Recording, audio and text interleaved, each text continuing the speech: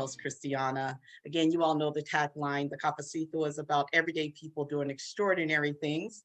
And obviously, today is no different than any other day. We have an extraordinary guest that we're actually bringing back for part two. But before I introduce him, I want to shout out We the Plug. Thanks to We the Plug for sponsoring the Cafecito. We the Plug is an online platform. We do virtual and in person, but right now we're all virtual. We work with Pan-African and Latinx founders, as well as other underrepresented communities.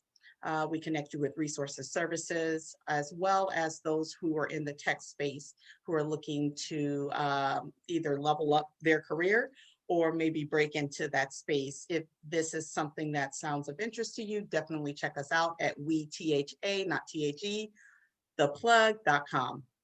So I'm so excited to bring back our guest. He was so popular the first time around. I mean, we literally he had to like literally say, I'm leaving. Y'all, I'm sorry, I gotta go. Time is up.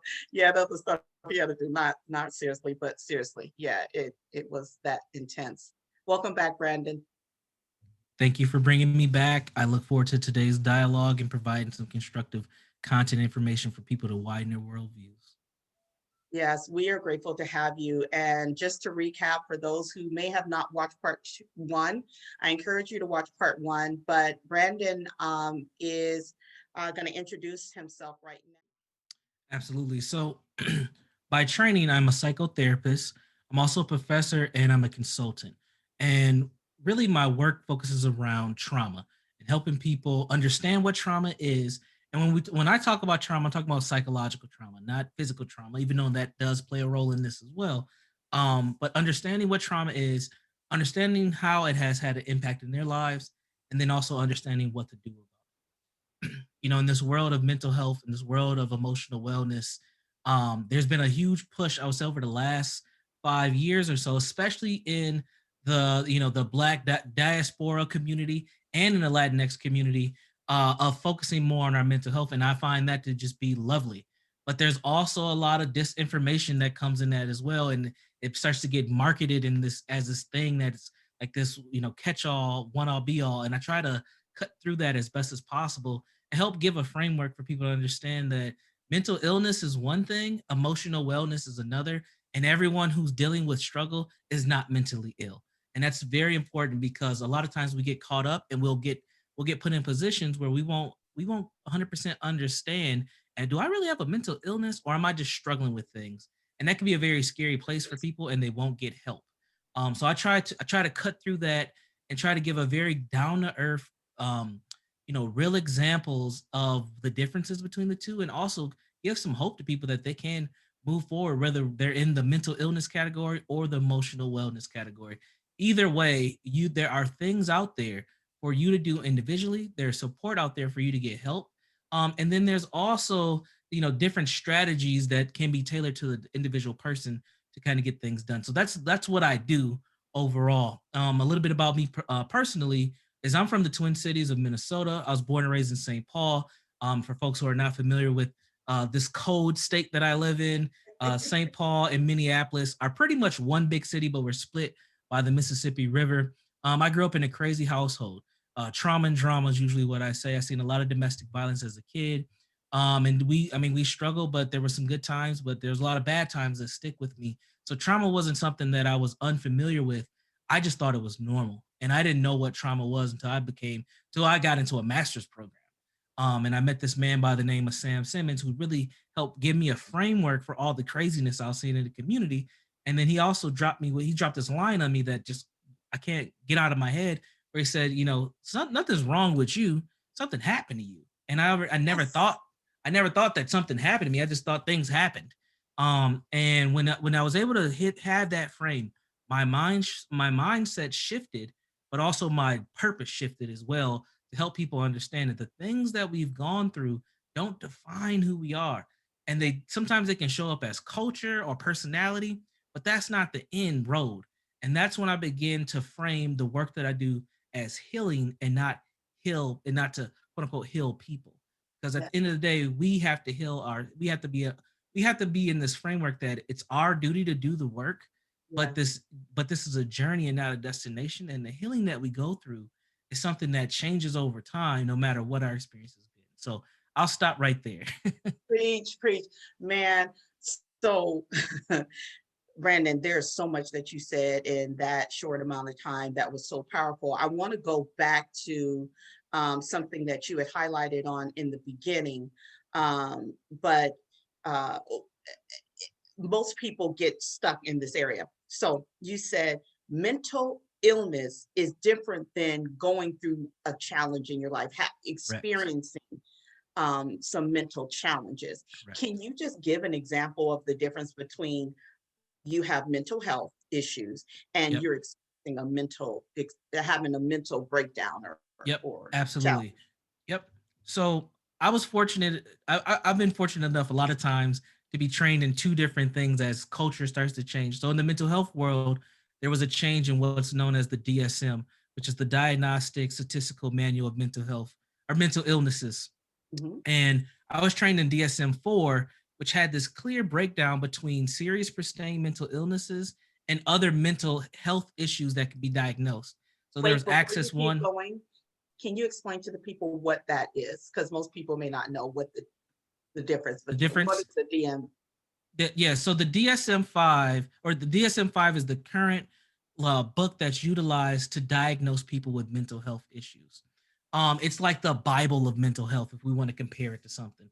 So if you know someone and they have been diagnosed with major depression, generalized anxiety disorder, OCD, post-traumatic stress disorder, that diagnosis came from the criteria that they met in that book, and it's used all over it's used all over the United States and in Western nations, but really all over the world. There's similar versions of the DSM-5.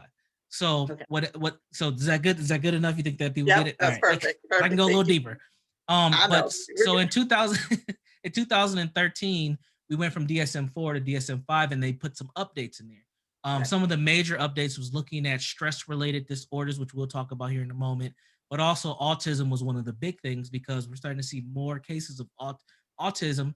And instead of it being Asperger's or autism just straight up, they made it a spectrum disorder because there's different levels to autism. So, Yeah.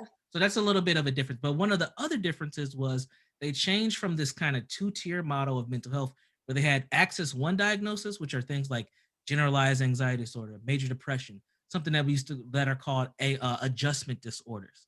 So Okay. these are like serious things, but they're not what they call serious pristine mental illnesses, which is schizophrenia, people who have borderline personality disorder, Mhm. people who have antisocial personality disorder, things of that nature, things that usually come with medications, and you're seeing a psychiatrist because that is mental illness. That is a whole nother level of just going through some things. And one of the things that I learned as I went through my internships, as I went through on the process to get licensed, is a lot of my clients that represented communities of color, especially Black folks, we would always fall in that Axis 1 category. We would have adjustment disorders, and Yep. I always found it very odd. I was like, okay, when I get my white clients, or sometimes even some of my Asian American clients, those clients would have these serious sustained mental illnesses, but my Black clients are just going through daily stuff that's just stressing them out all the time. And I had to check myself, and I went through a lot of supervisionists to make sure I was checking my bias. And I'm like, something's not right here. Now, granted, I did have Black clients who did have serious sustained mental illnesses as well, but it was just such a vast difference. And I've probably seen about 800 to 850 people just in my time frame of being a clinician. And I was just like, man, something's not right here. And then I had to take a step back after going to my supervisors and talking about this.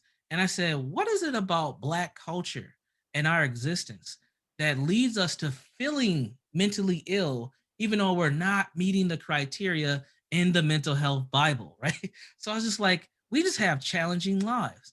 And also we've developed culture around struggle. So we have these internal mechanisms to deal with tough stuff, but those mechanisms that were developed over time, we haven't advanced in modern times. So what ends up happening is we just stay stuck in struggle. So that's kind of a bigger concept, but that's one of the things that I was able to observe. So when I say that there's a difference between mental illness, when I'm talking about mental illness, I'm talking about folks who are schizophrenic, folks who are, they need to see a psychiatrist. They may need a medication regimen in combination with some type of therapy.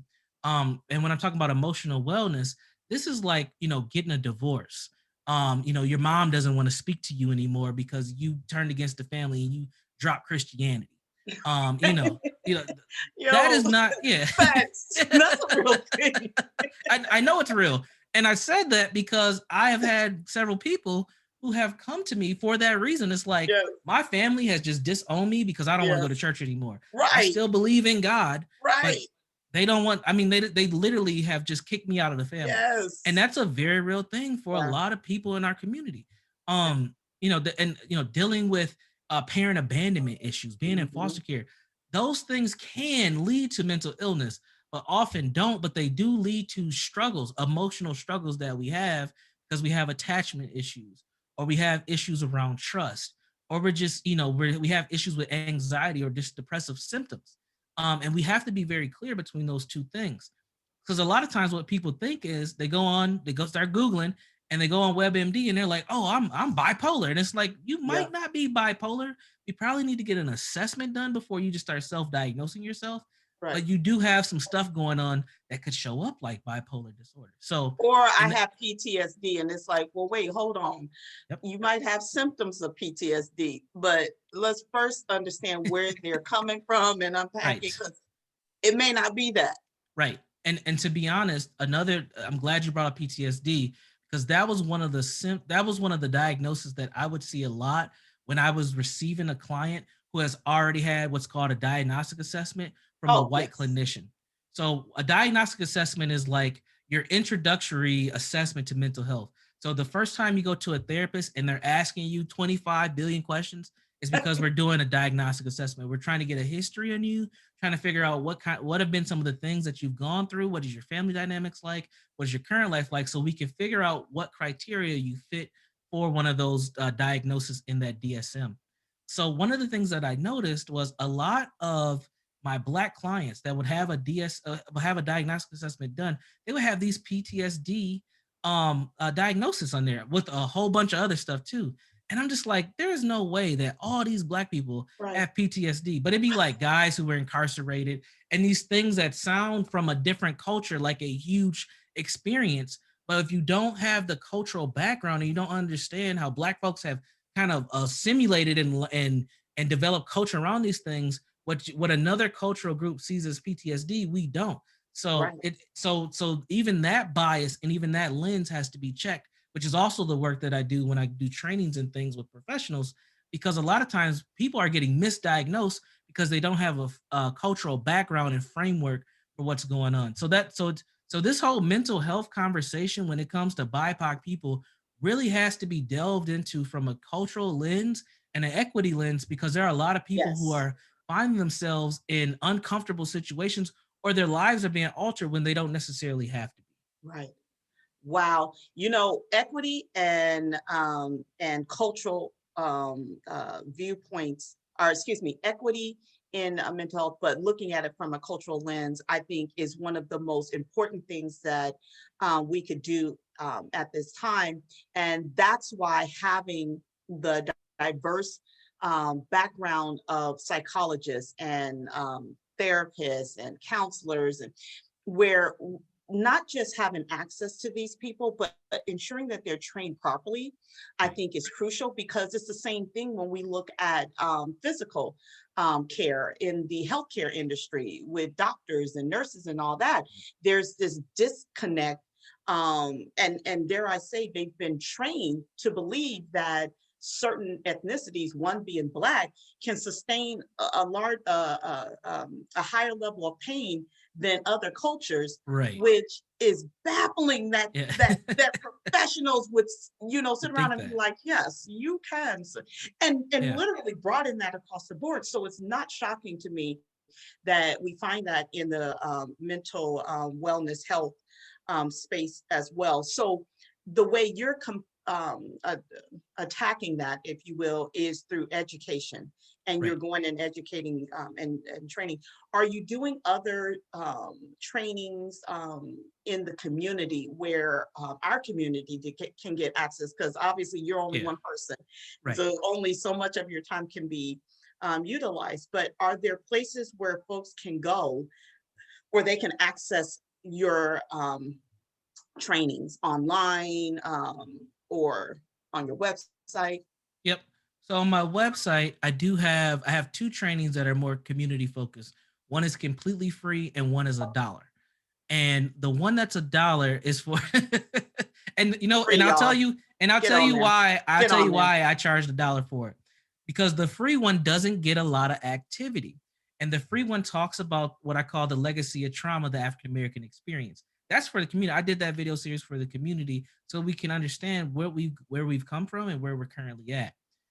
But one thing that I learned about this online world is if you don't put a price tag on it, people don't take Yep. it as serious. So Nope. I just said, I'm just gonna charge $1. Yeah. And that thing like this, I mean, people just buy it all the time because it's $1. It's crazy Yes. how that works. Yes. So on my website, jegna.org, you can check out that. The $1 course, by the way, is called Cultivating Calm During Times of Uncertainty. And that came out of a response where people were sending me inbox messages, text messages, phone calls, emails saying, Brandon, this COVID stuff's here. I'm scared. I don't know what to do. So I put together a video series for folks just to help bring folks down and help prepare for what's coming next. I'm probably going to end up updating that before the end of the year now that we've had, several months of COVID-19 and it doesn't look like it's slowing down at all.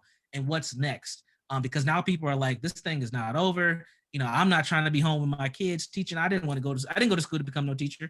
I don't want to be teaching Right. these kids. Like, so people Right. are trying to figure out their life and they need help. So I'm probably going to update that and have a newer version at the end of the year. But I also have a YouTube channel. You can get access to my YouTube channel via my website as well. And on my YouTube channel, I just talk about particular topics and subjects to help us kind of put a mental and emotional health frame on things that end up happening. Yeah. I also do local trainings and things for the community.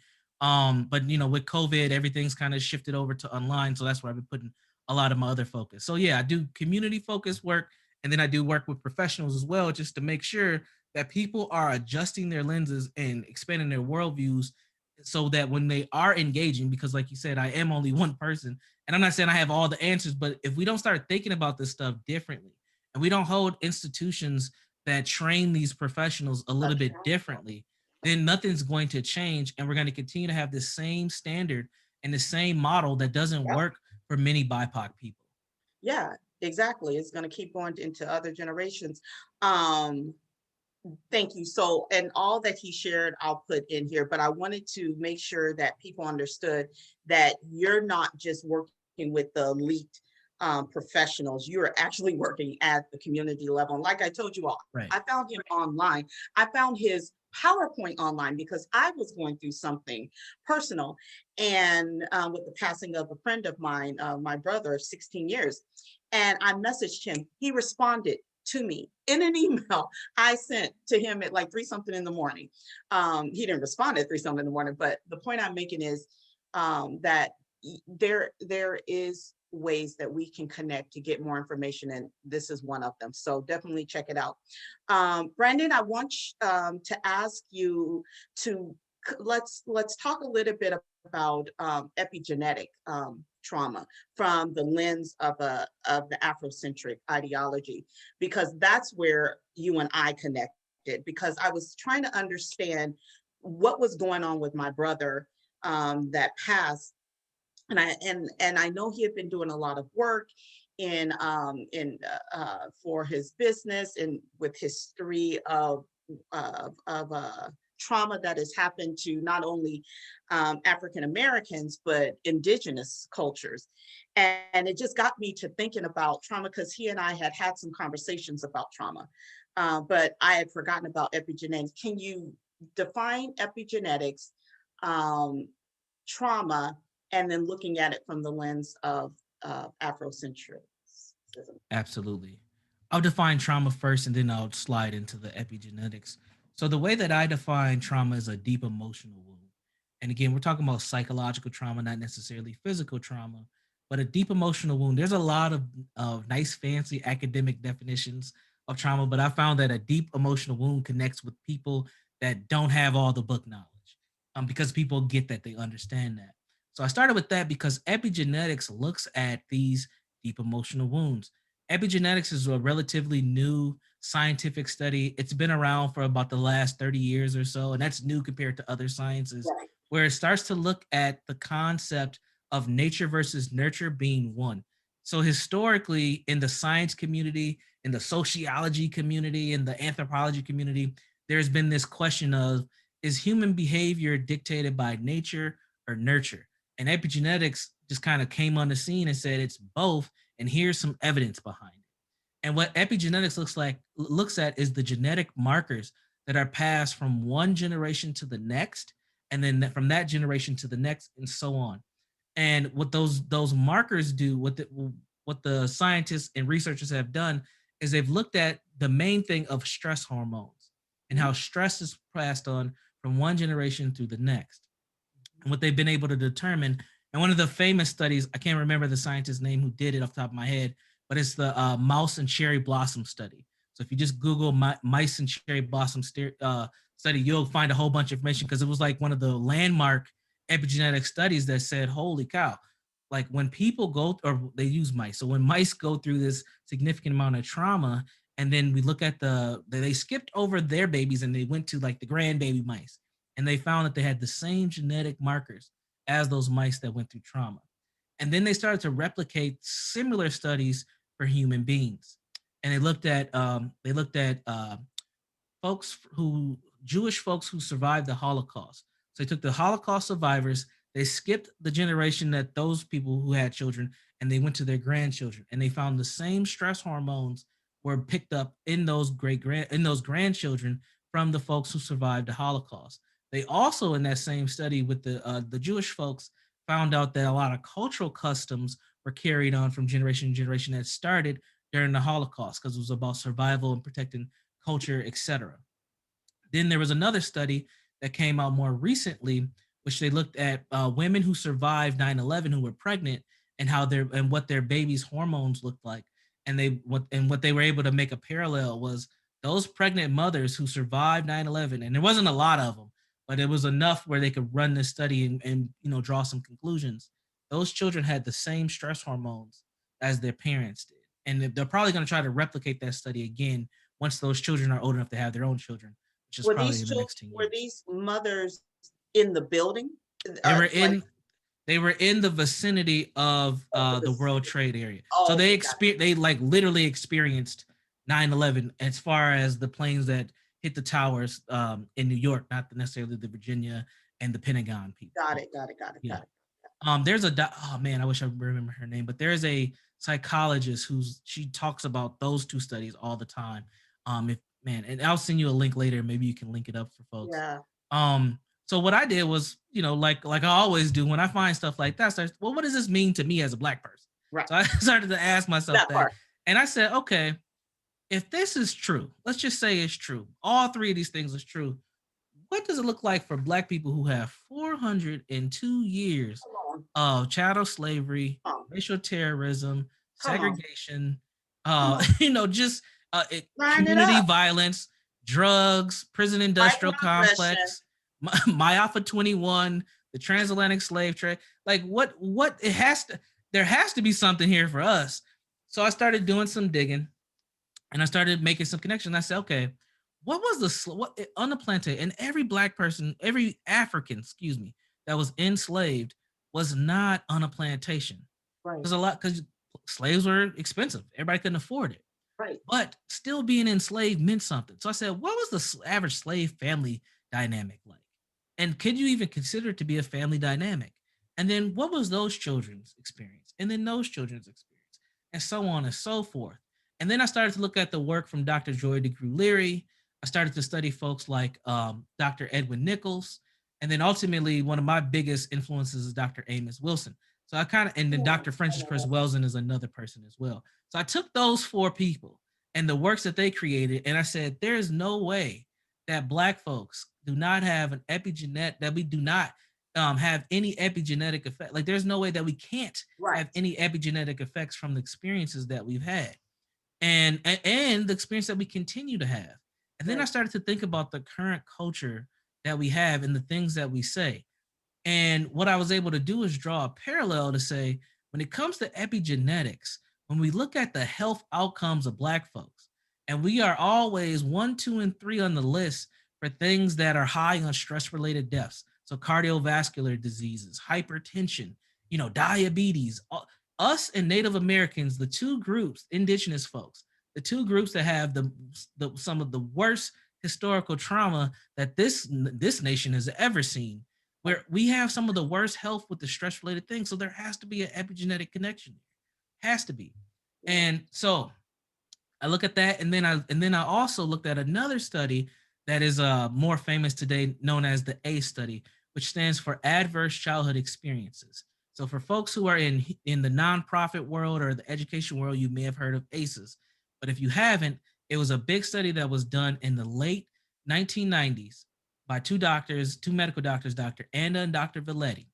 And these are medical doctors from UCal Berkeley who originally studied obesity, and one of their most infamous obesity studies, where they were studying chronic obese people, they found out that these people had some adverse child experience that took place.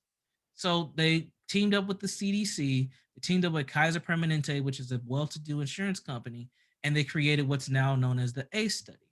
And this is like a landmark, a landmark study that everyone uses for examples. And the study, though, so I got trained in this study to utilize it because, like, okay, they're talking about trauma, let's utilize this. But the original study is not culturally responsive at all. Literally, the first question on it is so it's a questionnaire that you fill out. So the first question is: has an adult ever swore, hit, insulted, or yelled at you? And when I took this, because I'm trained in it, I started laughing because I'm like, every adult I know has cussed me out at some point in time in my life. And I'm like, if this is Even the most holiest yes, a family member has yes. snapped. Yes. So I was like, man, this is gonna be a long 10 question questionnaire for me because woo, I'm already got 1 point. And the idea behind the study is the more yeses that you have in that questionnaire, the higher your ACE score is, which predicts that you're gonna have these negative health outcomes. Okay. So I took that information, the ACEs. I took the works of the scholars that came before me, and then I looked at epigenetics and I said, there is no way that Black folks don't have these epigenetic impacts. And then we can even connect that my theory to COVID-19. And you start to look at the death tolls just in the United States of people who've died, and they're Black folks who've died the most from COVID because our immune systems are already bad. So it's not surprising that when you look at the death tolls and you break it down by ethnicity, it's a lot of Black folks. So Well, to and me, just to interject real quick, it's not even just our immune systems. We're already getting poor health care bingo. in general. Like, so when we go in, even if our immune system was strong enough to fight it, again, going back to what we talked about earlier, there's this preconceived notion of you're not going to get the same equitable of health that your white counterparts are going to get Right. because we're not giving it to you because we don't believe that you need it. And then there's another piece to this too that we can't ignore, is that a lot of us, we don't trust medical systems, so we are not likely to even get the help that we need, COVID-19 and or for not. good reason. Come on, There is good reason. Medical apartheid. I mean, listen, there's good reason why we don't trust. Yes, and that's very valid. Sterilization. We've had a very horrific experience. Henrietta Lacks. Yep. We've had a very horrific experience when it comes to medical systems, to the point where I know Black folks that will not go to the hospital for anything. Like they have to have a limb, has to be like hanging off of them for them to go to the hospital. Right. And so when we do get ill, we are less likely to go until it gets to a more severe stage. So we have, but that comes with the historical trauma. So when it comes to epigenetics, it's not just the genetic factors, it's also the cultural factors as well, and living in a very anti-Black world.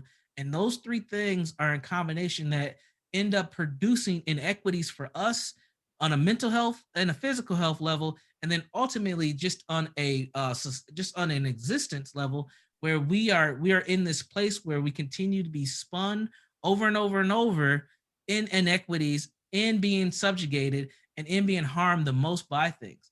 But at the same time, but this is the thing about Black folks that just always just blows my mind.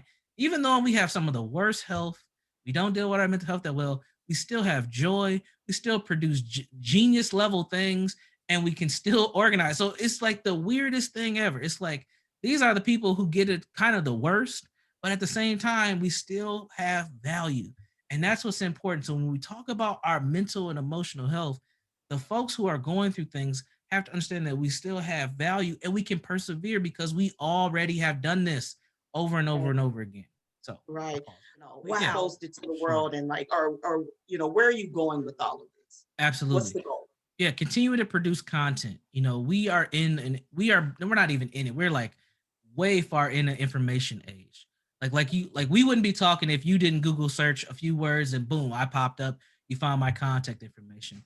So that's my overall goal is to be able to continue to produce content to help people get informed to start making some better choices for themselves.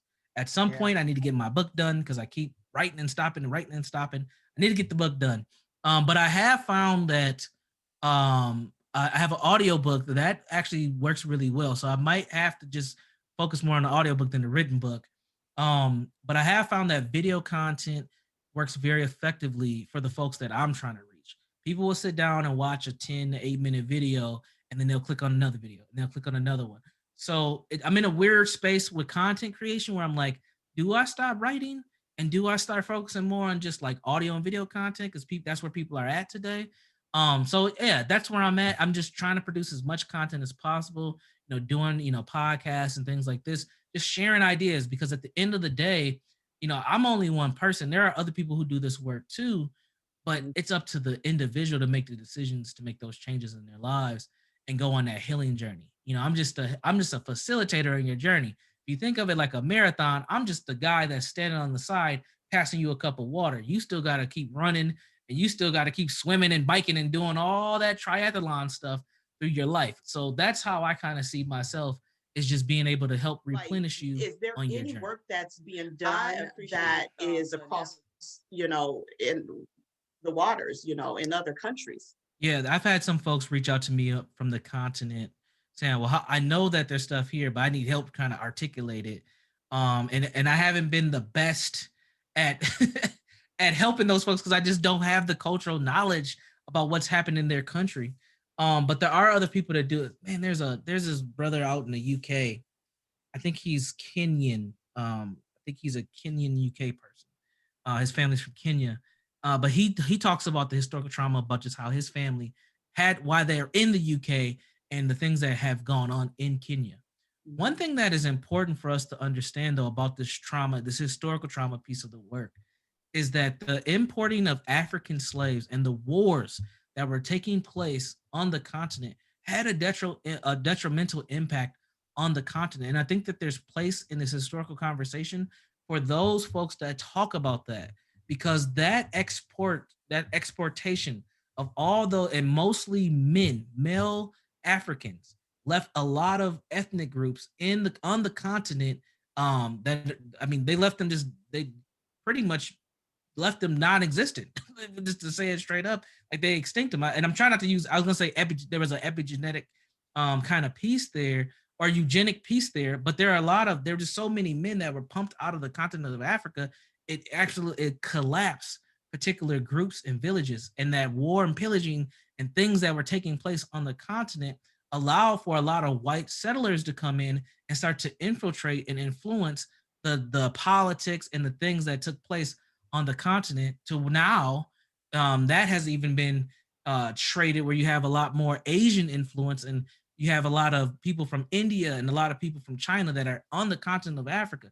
There's a historical trauma conversation to be had there, but I think that that's more for the folks who are part of the continent when there's so many different types of people to hold that conversation. I don't think that that's the African American Right. conversation to necessarily have, but it is important because those two that experience I would say not those two because it's not separate, they're linked. That experience is linked because if that stuff wasn't happening on the continent we might not even be here in this Right. capacity. Yeah. And there's also a third diaspora piece to talk about here is the black folks who went down to, the Brazils and on the islands, because they have a Yes. historical Caribbean. trauma as well. And then a lot of those folks families come over to the United States, and now you get into conversations like, well, you ain't really black, but they had slavery too. The slaveries were different, but they were still heinous and still had detrimental impacts on the trajectory of those people. So Yeah. it's a very complicated conversation. I do think that it needs to be had, but we also have to not think that everybody's trauma is the same, but still have respect that that the folks who've experienced this trauma, they have to have their respect and their honor to what they've experienced, and we shouldn't be infighting, which is something that we're currently seeing when we're talking about American descendants of slaves or foundational Black America. See, I pay attention to all this stuff. And what ends up happening is we just start battling each other as we do so well because we've been programmed to be anti-Black, period. Hmm. Oh man, you have said a mouthful right there. Um, but anyone who's listening and know of those that are doing research in this area that are across the waters, please reach out to us, reach out to Brandon. All his contact information will be listed below because again, this is something that I think again, we need the history of this. This should be taught in school. And I know now that we're dealing with this new norm with COVID and everything. I think it's changing the landscape of how we educate. And if we can get some of Brandon's work into the classroom that is now in our homes for how long we don't know, but parents are looking for fillers for school because a lot of times it's just not enough to keep their child engaged. So I think this is one of those pieces, supplemental pieces that you can add in there. Brandon, what's the call to action for the folks as we're wrapping up here? Absolutely. I'm gonna just follow right where you left off.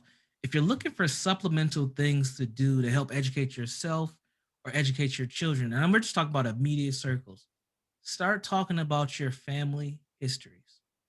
And what I mean by that is we can talk about this bigger historical trauma, but one of the most meaningful things to people is where they actually come from and how they got to where they're at. And as a therapist, one of the most heartbreaking things that I've ever had to experience is there's a technique that we call a genogram, which is ultimately a family tree. Mhm. And and I would do these with all my clients because I'm trained as a marriage and family therapist, and that's one of our go-to tools. And my Black clients could never complete their family tree. Like I probably of all the ones that I've done, I'll probably say maybe 3% could actually go 2 to 4 generations, or anywhere between 2 and 4 generations. Most of them stopped after grandma and pawpaw, and then they were just done. They couldn't go even any farther than that. And it was so heartbreaking when I'm asking questions like, okay, this is your uncle. What's this person's name? Like, I don't know. We just called him Buddy. They don't even know their family members' first names. We need to start talking about our own family histories. There's power in our own narratives.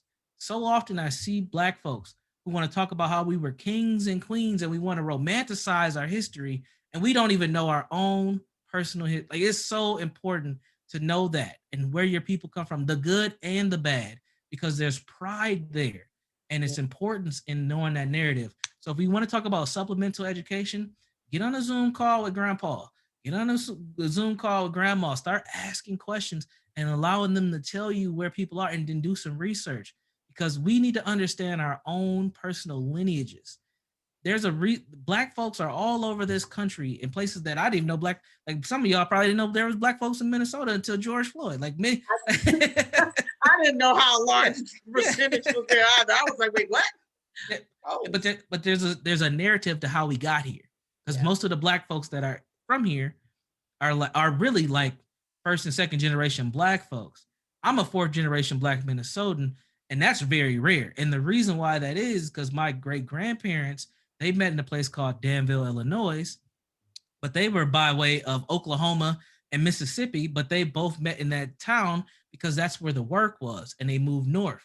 And then once globalization happened and the work dried up, they moved up north even further and landed in Minneapolis to work at places like Pillsbury and things like that. There's a narrative there. if we don't talk within our families, we don't know that history. There's something about that. So that's one of the supplemental things we can do is start talking about our own personal histories, whether they're negative and nasty or they're powerful and positive. We have to be able to do that. The next thing that I would say is start to develop what I call consecutive constructive habits. One of the things that I've seen is I've seen a lot of Black folks who they'll do something one time and it works well, and then they never do it again. And it's like, why are you stopping? And a lot of times it's just that comfort level with doing things. We don't like to meet new people. We don't like to, and there's reasons behind this. A lot of times we've been harmed in situations, but we don't like to try new things. We don't like to have new experiences. We don't even like to research or watch different stuff. Or we'll You make fun of it if somebody brings it to us. We'll call them exactly. bougie or, Yeah, oh, that's for white people, to exactly. dismiss it. But there's a reason why we do that. Yes, we've been conditioned not to seek information or to seek things outside of our norm, and then we tease each other when other people do. We have to break that. That's part of our cycle of dysfunction that we have to break through. And don't worry about what other people think about what you do, because one of the things that's the hardest thing for us to do is people in general, but especially as Black folks, we are great at looking out the out the window and not good at looking in the mirror. Like we have to be able to look at Say it ourselves. again, say it again, say it We are again. great at looking out the window at Yes, everything else, and yes, we are not that good at looking in mm, the mirror. We have to mm, be able to yeah, do our own self check and be okay with that. yes. So I'll just leave those as some of the tools. There's other things as well. But I think if you just start doing that, you're going to start to feel different and it's going to be uncomfortable. Healing is not comfortable. It's uncomfortable because you are growing. There's no growth in the comfort zone and there's no comfort in the growth zone. And you have to be able to push through as best as possible. Man, you said it right Definitely there. check out Brandon. All his information is on here. Start where you are. He's not telling you to bite the whole entire apple. He's just telling you to look at it, wash it off a little bit, maybe even slice it a little bit. And to get to the place where you're going to chomp into it and eat it. All the information will be included in here. Brandon, thank you so much for spending this much valuable time with us. Every time I connect with you, I get more and more conscious. That's the way I'll say it. I get more and more conscious. Thank you again for all the work that you do in this space and the impact that you're having, and everything that you share with me, you all will also get access to as well. He's on the platform, membership platform for We the Plug. You can check out him on the websites. He's on LinkedIn. Are you on Instagram as well? I am on Insta. So on all social media platforms, Twitter, Instagram, and Facebook, I'm by Brandon Jones. So BY Brandon Jones. And then on LinkedIn, you just got to search me because Yeah. it's a crazy link for that Yeah. one. Well, I'll put it in there because I'm not Gotcha. sure I am following you on LinkedIn. If not, I'll put it for you. But thank you again. Thank you to all who's been watching today. I hope you took to heart what we talked about. And those of you all who are not, don't identify as Black or African American, I too hope that you can learn from this and apply it in your life or your workspace. But everyone here can take heed to what Brandon has shared today and take actionable steps to help, as I always say, be the change you want to see in the world, to change the narrative for the better. Thank you all so much for watching. Have a great rest of your day. Bye-bye.